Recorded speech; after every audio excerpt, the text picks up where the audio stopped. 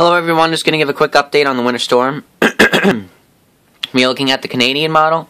Over the course of the afternoon, I've noticed just a bit of a northward trend. Again, not a lot, but, you know, by about 30 to 50 miles north, so we'll look at that on our snowfall map, but let me explain why we've seen a northward trend. Before we get to that, first we have our northern piece of energy coming down, your Pacific piece of energy over here. Some of this energy is going to transfer south and try to shove this south as well. However, some of this energy is also going to come back up north, and that's part of why there's a northward trend, so let's watch here. So again, some of that transfers south, you see that, and we thought that because this energy transferred south, it was going to keep this, the Pacific piece of energy to the south as well. And while the bulk of it does stay to the south, something else happens. Again, so most of that stays south, but at some point or another, the northern piece of this and the northern piece of this are going to combine, and as soon as that happens, this is going to start to shift to the northeast, because it's going to come into contact with some west-southwesterly flow coming out of the Gulf here. So, what I've noticed is, in this run, this is the exact same time frame in the old run. I want you to take a look here. Look at how far apart these two pieces of energy are in this run, and then look how close they are in this run. Farther apart, closer together. Farther apart, closer together. So, what that tells me is that if these two combine a little earlier, perhaps the northern piece that extends up here would be a little bit stronger. And also, I think some of this energy is going to transfer to the north as well. Not a lot, but just enough to make the northern piece of this stronger. So let's see what happens here.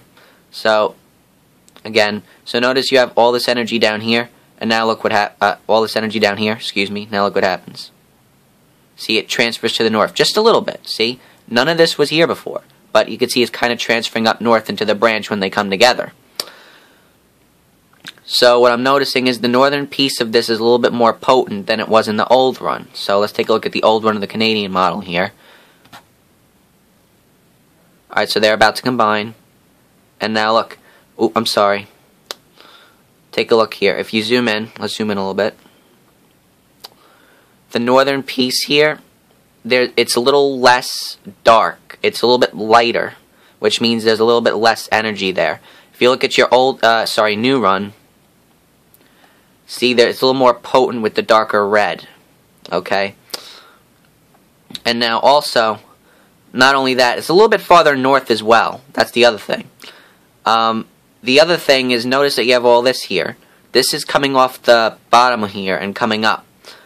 Now, I'm sorry for the shakiness of this. Hold on. Alright, maybe that's better. Alright, so notice this is all coming down from the south as well. It's coming up to the north. If you look at your new run, old run, look, there's barely anything up here. It stays down in the south. In the new run, this piece of energy is coming a little bit farther north, and it's a little more potent as well. So this is kind of going to break off and come up north as well. So your northern piece here, it's a little bit farther north because they combine earlier, and it's a little bit stronger. And then you have this piece as well coming up too. Now,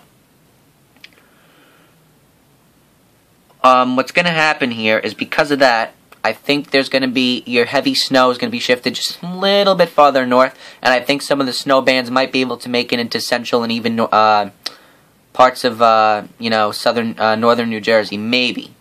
I don't want to, like, take this too far north, but I think there's definitely a chance of seeing some snow bands up in here. Here. So, maybe even into southern Long Island and New York City, but it won't be too much of an accumulation up there still. So that's why there's a northern trend, and also this high pressure here, if you look at the old run, it's further south. Back here, it's much further north. I think this low pressure is also a little bit further north and west in the new run as well, which means it won't be suppressing this as much. It will still be suppressing it, but not as much. Alright, I hope I explained that well. I spent 2 hours trying to figure out why there was a northward trend, but I think I got it. And if you look at your American model, this is the northern piece in the new run.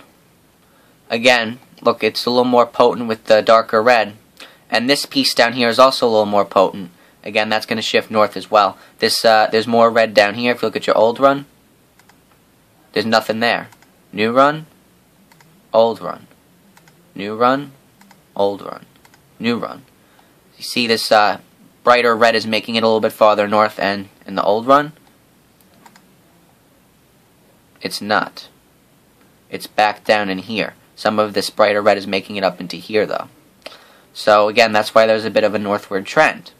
So, I've seen it in 2 models so far.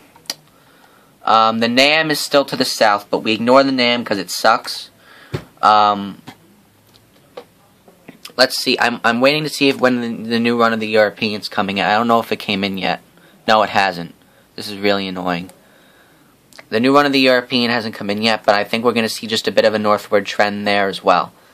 Okay, so just to give you an idea of current conditions, I'm going to update the weather map so you can see precipitation.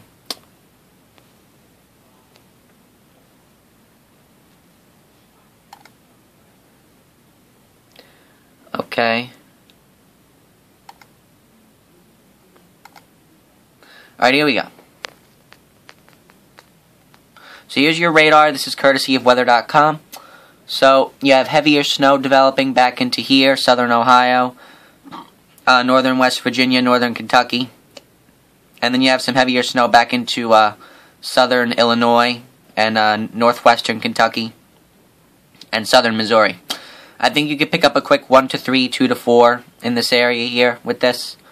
Maybe a quick 1 to 3 over here, but you're going to get additional accumulation over here as the snow continues to move east and change over. You're going to be changing over here to snow soon as the Arctic air comes south.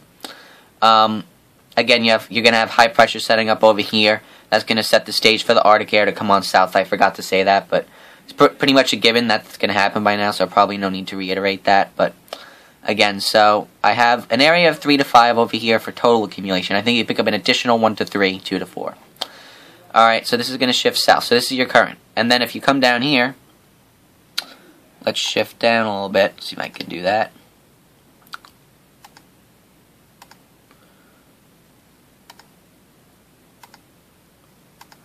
I want to show you guys some of these thunderstorms here.